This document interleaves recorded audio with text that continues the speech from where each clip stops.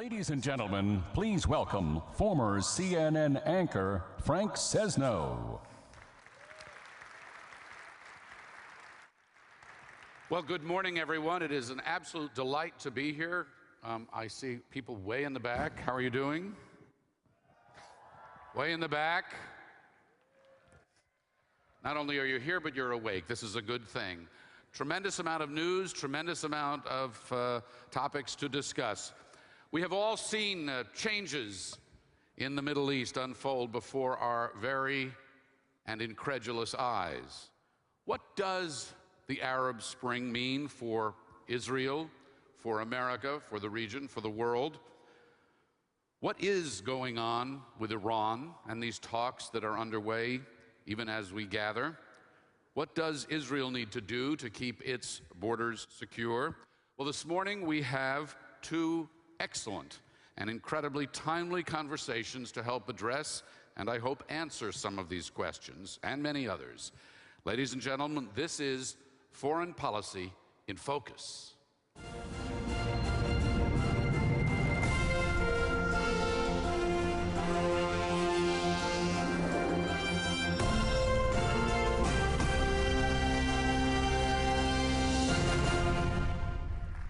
Good morning.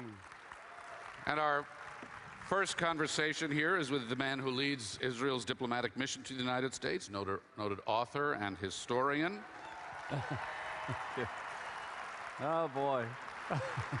Ambassador Michael Oren.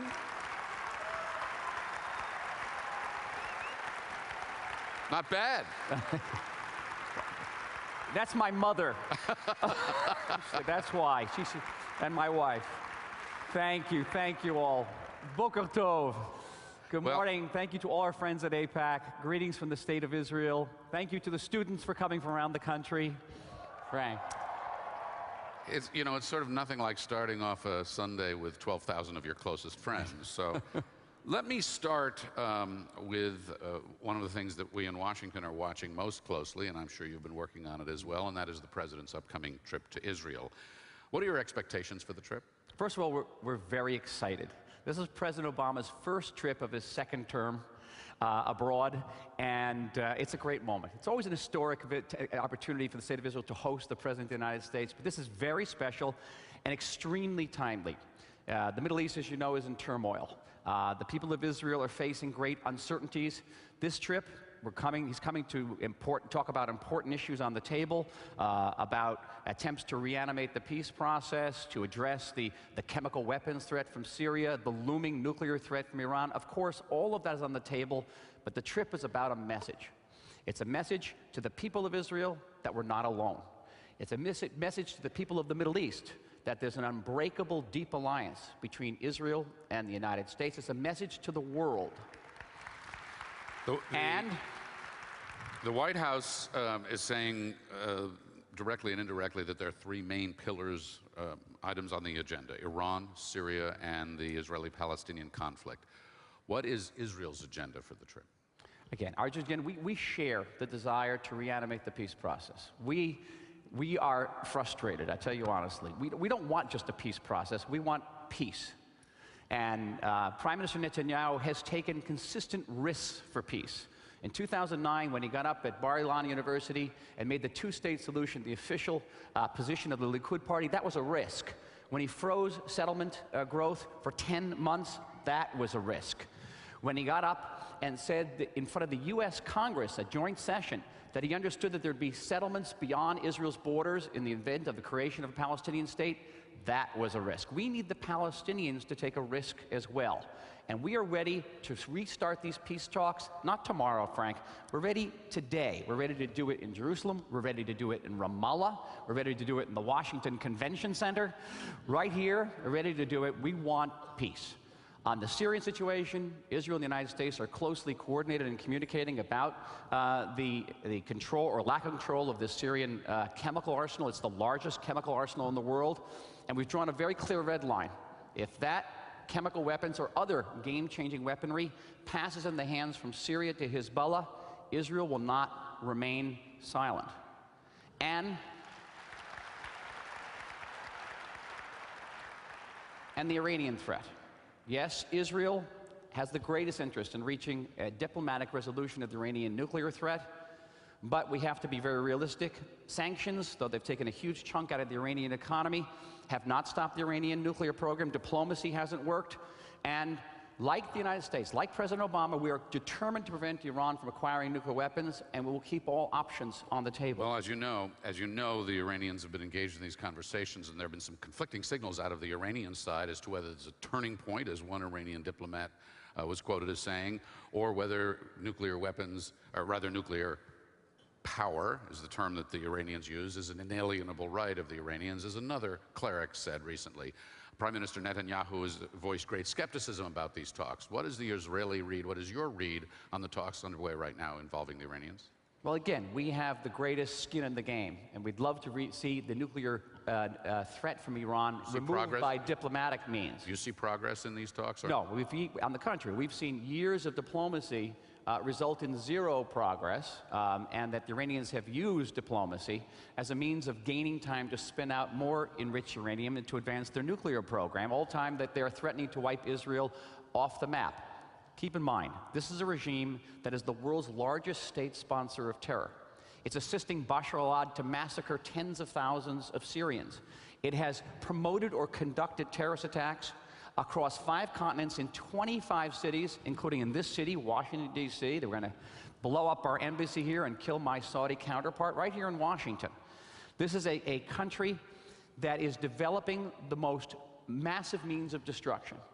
And no country, it's not just Israel's problem, it's not even a Middle Eastern problem, it's a world problem. The world has to gather and prevent Iran from getting these weapons. All right. You are a diplomat, and you know this situation better than most. As you listen closely to these talks, as you listen between the lines, if you were to hear progress, what you would qualify as progress, what would that sound like? Progress means that Iran ceases enrichment entirely. Yeah, but it'll happen incrementally. They're not going to come out and announce we're stopping enrichment tomorrow, right? That's what negotiations are all about. What are you listening for in these talks? There's a small window for diplomacy, Frank, here. Last September, Prime Minister Netanyahu stood before the world at the General Assembly and said that there's one part of the Iranian nuclear program that we can monitor. That's the enrichment program. And we know at what point that enrichment reaches enough nuclear fissile material, enriched material, to make a single nuclear weapon. The other parts of the program, the missile part, the weaponization, the fuse part, they'll put that all together underground in a place where we won't know. And at that point, the question is not when Iran gets a nuclear weapon, it's when we will no longer be able to prevent Iran from getting a nuclear weapon. And that time is not in the distant future. So incrementally, we don't have a lot of time to increment a solution like that. The Iranians are spinning for time. They're playing for time to advance their nuclear program. Again, we'd love to have a diplomatic solution, but imagine everything that Iran does without a nuclear weapon. Imagine if they had that nuclear weapon. What is the price of inaction? Let me move you to another group that has weapons and has used them, Hamas. In November, we saw the group for the first time launch rockets from Gaza to Tel Aviv. What does it say about the weapons they've got, the growing sophistication? How does this affect the process?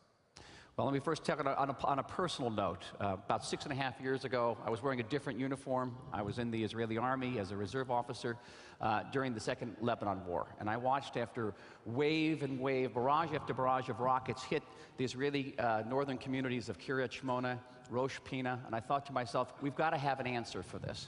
2 years later, I was back in uniform, Operation Cast Lead, and I watched again as barrages of rockets hit Sderot, hit Beersheva. And I thought, we have to have an answer for this. And guess what? We came up with an answer. In record-breaking time, in 3 years, from drawing board to active deployment, we deployed the Iron Dome system.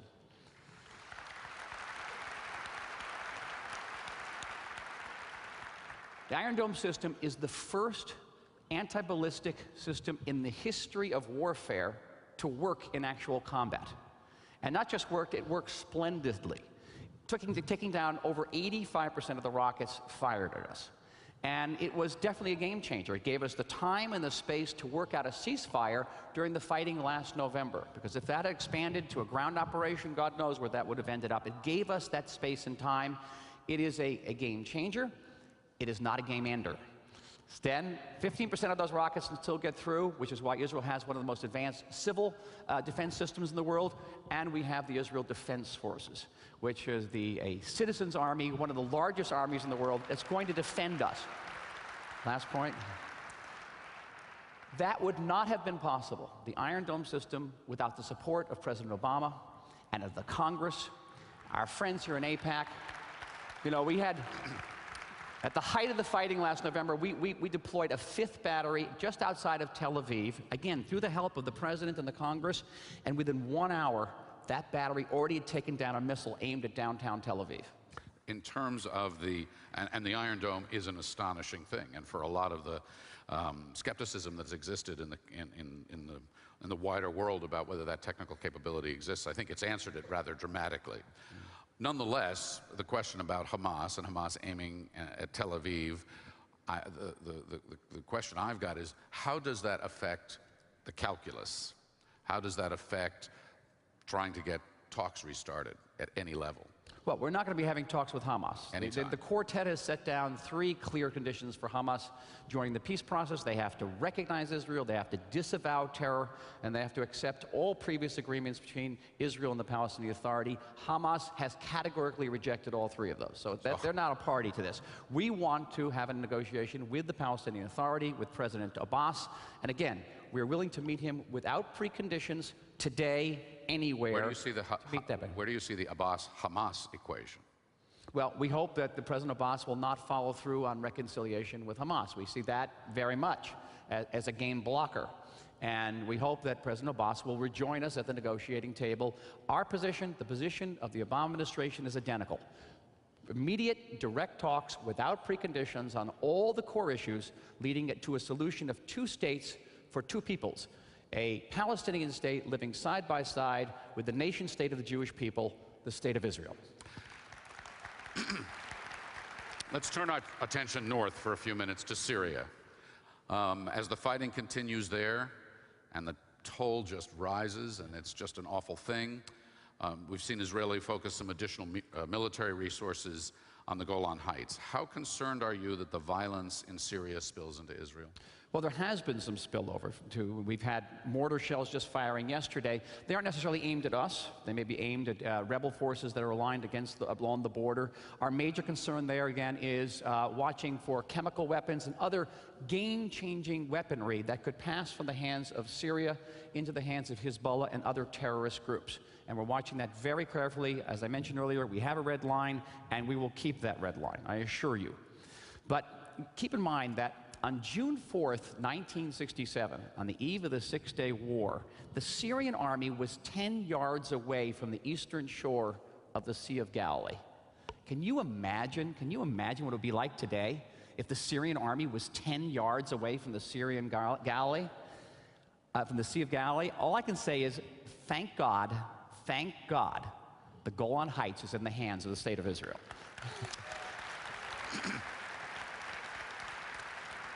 Let me ask you one more about Syria, and specifically reports that Hezbollah and Iran have put forces on the ground there to help the regime.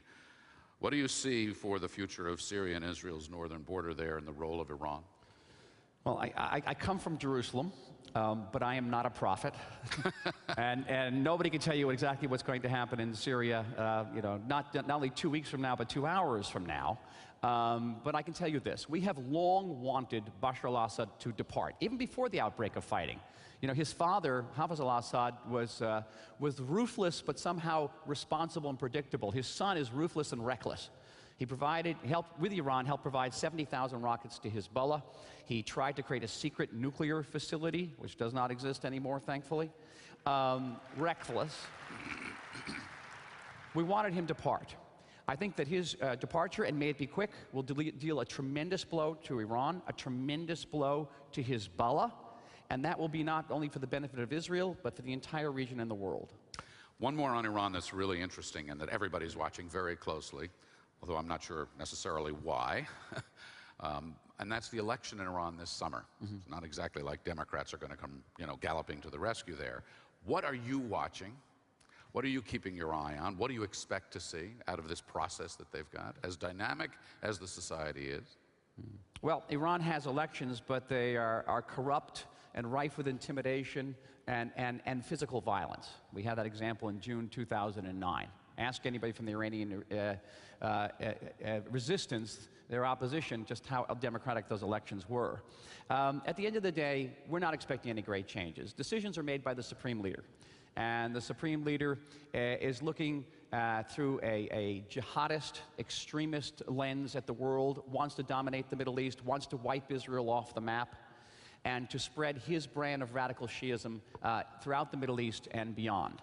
And so we don't see the elections as a milestone in Iranian foreign policy. We think they will continue to try to deceive the West, try to expand their nuclear program, to put it underground, to install more advanced centrifuges, and get to the point where they can achieve the linkage between the most radical ideology and the most devastating weapons in the world. Mr. Ambassador, we're almost out of time here, but last one on sort of the relationship, the U.S.-Israeli relationship. What are you doing? What do you think is most important for this community to do to continue to strengthen the U.S.-Israeli relationship at this stage? Well, first of all, continue doing what you do, because what you do is so deeply appreciated by all the people of Israel. Go out to your communities and bring the message.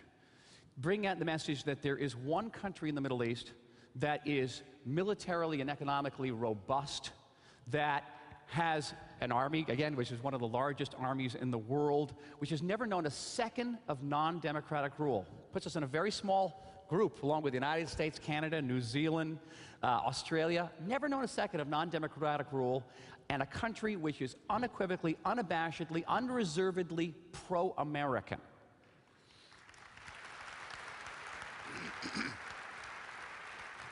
Reach out to the churches in your community, to the African American, Latino community, to the mosques.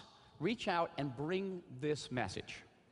But in addition to that, next time you have a vacation, know that there's a country that has fabulous beaches, world-class food, mountains, deserts, 3,000 years of spiritual and cultural history, and it's a country that belongs to you in the way that no other country in the world can belong to you. You don't even need a passport, and you don't even need a visa.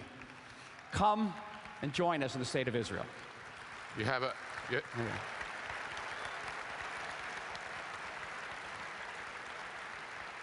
I'll really test your diplomatic skills here.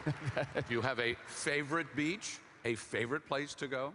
Oh, they're all wonderful. I knew. They're all wonderful. Mr. Ambassador, thank you very much for your time. Thank you, Appreciate Frank. it. Bye-bye. Thank you all. Thank you, sir. Bye-bye.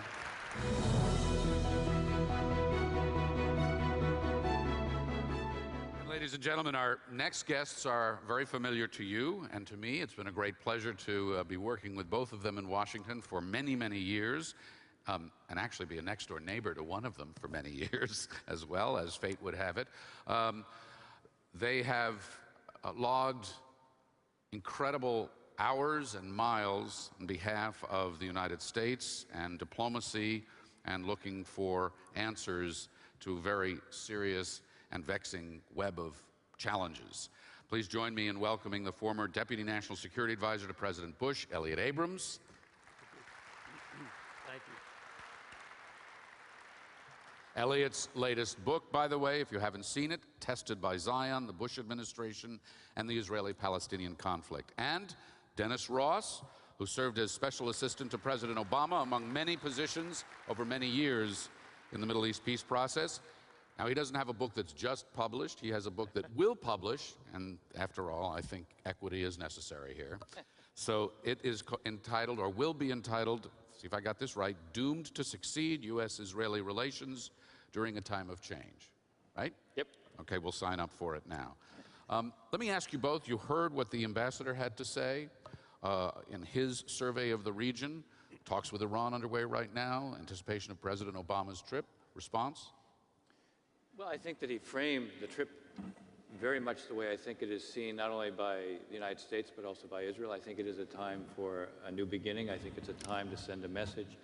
I think one of the points he made at the end is very important to keep in mind. We're in a period of enormous, unprecedented upheaval in the Middle East. There's one country for all of its changes internally. The reality is It is a democracy, and it is stable, and it is always going to be an American friend. If you're looking for one pillar in the Middle East during a time of change, it's Israel. And no real expression of optimism expressed over the talks with Iran. No, look, I think it's great that the president is going. Israel's a close ally, just as any president should go to Canada or Japan. He should go to Israel. I think his challenge is to persuade Israelis that deep down, he understands them and the challenges they face. He's going to need to show a kind of delicate medical procedure was conducted here, a Kishka transplant. You want to talk about that some more? I think that's the challenge for the president, and I think it's unfortunate in that sense that he didn't do this in 2009, because it's harder now in 2013. But I think it's terrific that he's going to Israel. Dennis, you advise the president. What's your take on that? Some convincing to do here? Well, I think there's always a convincing to do in truth. I mean, the fact is, particularly now, if you're sitting in Israel and you're looking at what's going on around you, this is a time of enormous uncertainty. It's a time of unprecedented challenge. And I think that, from the standpoint of the Israeli public, having the American president come, having this American president come as the first trip of his second term, it actually does create an opportunity. I think what Michael said is exactly right. It creates an opportunity. It creates an opportunity not only for a new beginning between the president of his second term and the Prime Minister of Israel, who is beginning a new term, assuming he puts together a government, which I think he will. But I think it also is a chance to create a connection with the Israeli public and to demonstrate unmistakably, when the president says that he's determined to prevent Iran from having nuclear weapons, he isn't saying that from a distance. It's not an abstraction. He can go and he can address the Israeli public directly. When talking about a common interest that we have in terms of what's going on in Syria, even I would say common interest as it relates to the Palestinians. It's not just the issue of trying to preserve two states. There's a common strategic interest in preserving the Palestinian Authority so that the future identity of the Palestinians isn't an Islamist one. You have both mentioned the enormous upheaval in the region. The Arab Spring obviously continues to ripple on. So let's go country by country. We can call it a little bit of a lightning round here because there's so much to cover. Let me start, excuse me, with Iran, with the talks that have been underway. As you saw, I asked the ambassador about conflicting signals coming from Iran. How do you size them up? I worry about what I've seen in the newspapers, because it seems to me that there is a weakening of the P5+1 conditions. There appeared to be some offer to drop this oil for gold business. Right. It looks to me as if we're negotiating with ourselves. We've seen no concessions on the part of Iran. So we make an offer, they don't accept it, or they walk away. Months go by, we make another offer, a better offer. The message to Iran, I think, is just wait. And meanwhile, of course, they do get closer and closer and closer in their nuclear weapons program, on the missile side, on the warhead side, and on having more enriched uranium. Play for time? Well, I think the Iranians have been playing a rope-a-dope strategy. There's no doubt about that. I think the question is, did the P5+1 approach this negotiation from the standpoint of trying to deny the Iranians an excuse? If the Iranian excuse is, you're not offering us anything when you're asking us to give something, maybe trying to deny an excuse is something that could work. The question is, if you're denying an excuse and the Iranians don't respond right now, then I think the posture on the 5+1 has to be, all right, we are beginning to lose patience now, and the 5+1 may have to begin to shape a timetable to say when diplomacy no longer is working. Here's a quote from a Western diplomat, unidentified, or from a diplomat. This was more constructive and more positive than previous meetings because they were really focusing on the proposal on the table. What are we hearing? Well, I think the Iranians have a strong interest to portray this positively. I mean, maybe that was an Iranian... It was Salehi. No, it was, yes. I think the foreign minister of Iran talked about this being very positive. No, he called it a turning point. Jalili described it as a turning point, who was their negotiator. But I think the more interesting thing is that they listened and offered nothing. Now, the 5+1, as I said, if they're taking away excuses, that's fine. In the next round, then you say, all right, you didn't come with anything, now you're revealing yourselves. At some point, the negotiations have got to focus on clarifying, is diplomacy going to work or not? One of the reasons I've been in favor not of a step-by-step approach, because I think it plays to the Iranian instinct of playing for time, is to go to an endgame proposal that sort of says, look, you say you want civil nuclear power, here's a definition of civil nuclear power, you can have it. If you're not prepared to accept it, then we know diplomacy isn't going to work. If you are prepared to accept it, then we know we have a deal. Elliot Abrams. It's time to clarify. Elliot, in the New York Times today, seized Chinese weapons raise concern on Iran capture a vessel off Yemen alarms region. What's going on? Well, Iran is continuing to build up not only its nuclear program, but its allies in Hezbollah and in Syria. You know, we know that Iranian Revolutionary Guards forces are in Syria, small numbers. We've seen reports. You still read the New York Times? I read everything. Okay. Some excuse.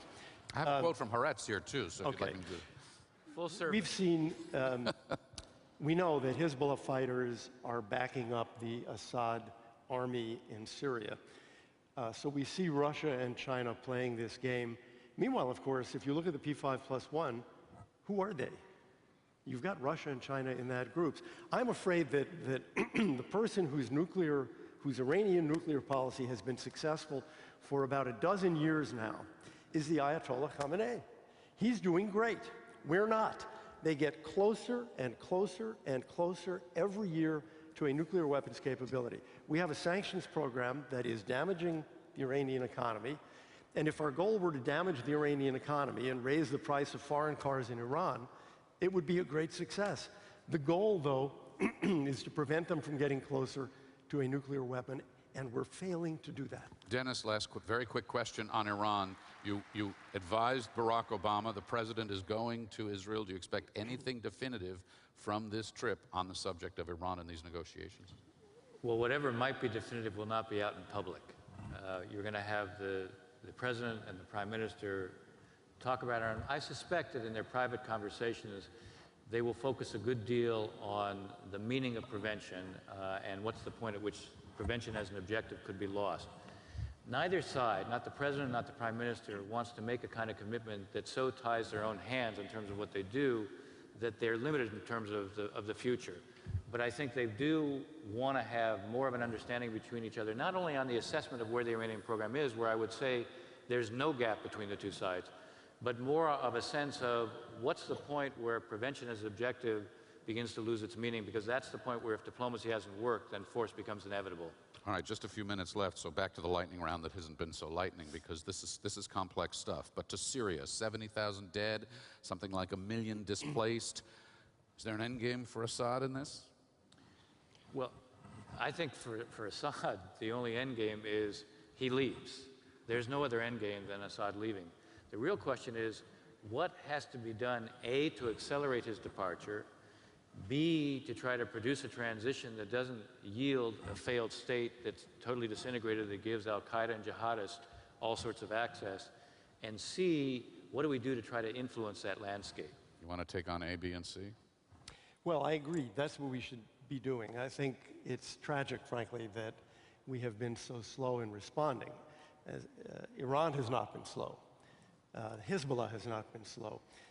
Secretary of State Kerry announced last week that we would henceforth be giving our humanitarian aid to the opposition to strengthen it. I think that's terrific, and I think the fact that it happened so early in his tenure as Secretary of State is a good sign. But think about it for a minute. February 2013, we've given hundreds of millions of dollars of humanitarian aid to Syria, and guess what? It has gone through the Assad regime. It's gone largely through the Syrian Red Crescent, which is controlled by the regime, and Doctors Without Borders reported in late January that there's much, much more humanitarian aid available in the government-controlled areas than in the opposition-controlled areas. It's incredible that it has taken us until February 2013 to make that switch. I just hope it isn't too late to strengthen the more moderate forces among the Syrian opposition against the, let's say, the extremist or jihadi forces.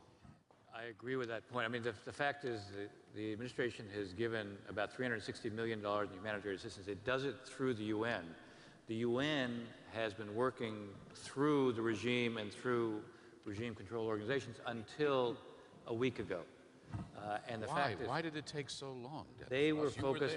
They were focused on, I think, the UN was focused on the kind of circumstances, legal circumstances under which it provides assistance.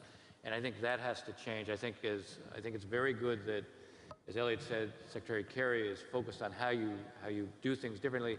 My own view, and has been this way for some time, we have got to provide lethal assistance, because if you're going to influence the realities on the ground, you have to basically affect the balance of forces among the opposition. You can't do that only through non-lethal assistance. Let me move you on. You both mentioned Secretary Kerry. Let's go to Egypt now for a moment. In his visit there, he was leaning on Egypt for serious economic and political reforms. What's the outlook? What do you look to be happening? Well, I think that there's a huge challenge in Egypt, because if the Muslim Brotherhood doesn't improve its approach to governance, you're going to see increasing instability.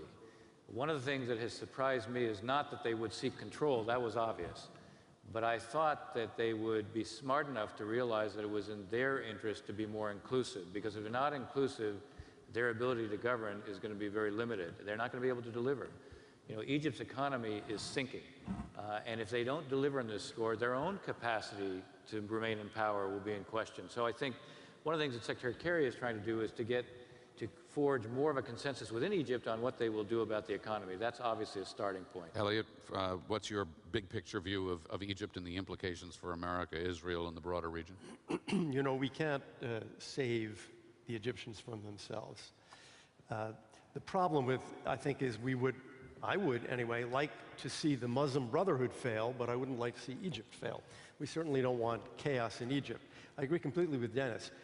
The Morsi and the Brotherhood are governing as if they had just won an election with 99% of the votes. They won 51-48, but they're disregarding the rest of the Egyptians, people who don't really want a Brotherhood government. So as long as they consider that, first of all, we don't have enough money to continue to bail them out. This is not, you know, a little Tunisia. The World Bank and IMF can give them $4 billion. Okay, that's a month or two. That's all, and that's all it buys you. I think unless this government of Egypt changes the way it's governing, I don't think it'll be there a year or two from now. With even more implications for the region. With implications of I want to get to another place before we're out of time. We don't have an interest in Egypt being a failed state, because it'll radiate outwards. But the fact of the matter is, we need to maintain a set of principles that are also practicalities as it relates to Egypt. At the end of the day, the Muslim Brotherhood needs to observe its international obligations, meaning peace with Israel, or it's not going to get help from the outside. It needs to respect minority rights, so if all the Coptic Christians begin to flow, you're not going to get help or investment from the outside. It needs to maintain political pluralism, or you're not going to have stability on the inside. These are all practicalities. They also fit our principles. Let me ask you both, because this is a stop we have to make and before we wrap up here, and that's the Israel-Palestinian conflict. Do you expect some kind of reconciliation between Abbas and Hamas? Well, by my count, we've had, I think, 5 reconciliation agreements so far, and obviously none of them have happened. That's not an accident. The reason they don't reconcile is not because they're not under pressure from the Palestinian public that would like to see the Palestinian community, Palestinian politically entity unified. It's because they're real rivals. Now, the fact is, Michael Warren said it correctly. As long as Hamas doesn't meet the quartet's conditions, it can't be a partner. I'm hoping that what we'll see is an effort on the part of the Palestinian Authority to focus on how it can actually begin to achieve things with the Israelis and not how it can try to reconcile with Hamas. Elliot, last question to you. A rocket from Gaza hit Israel last week. Yeah. But otherwise, it's been very quiet since November. What's going on in Gaza? What do you think Hamas is thinking? I think Hamas is trying to figure out ways of getting into the Palestinian Authority government, and big point for them historically, getting into the PLO, which they've never been in and which actually Arafat kept them out of. My fear is that we're going to see people, starting with the Europeans, deserting those quartet principles. My own conversations with the Europeans suggest to me that at the first show of leg on the part of Hamas, they'll start compromising. Ambassador Oren said rightly that Israel would not negotiate with Hamas. I am not so sure that the Europeans won't be negotiating with Hamas and trying to bring about a coalition between Hamas and Fatah that, if it happens, is going to make peace negotiations impossible. I'm going to be terribly nasty to both of you, and I'll give you each one last question, one last response. You get one sentence. Okay. Looking forward over the next few weeks and months, one prediction or one big thing you're looking for from the region. Dennis? I think the focus has to, in the immediate term, is on Syria, and I think the key here is a greater degree of activism to ensure that, in fact, we try to affect the landscape there. I agree with that. On Syria, I would say you will see perhaps an agreement between Hamas and Fatah on paper.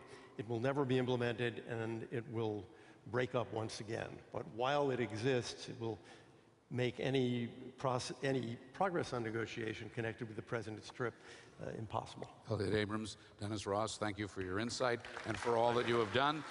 Ladies and gentlemen, please give them a big hand. Thank you for joining us this morning. Have a great conference. Enjoy the show.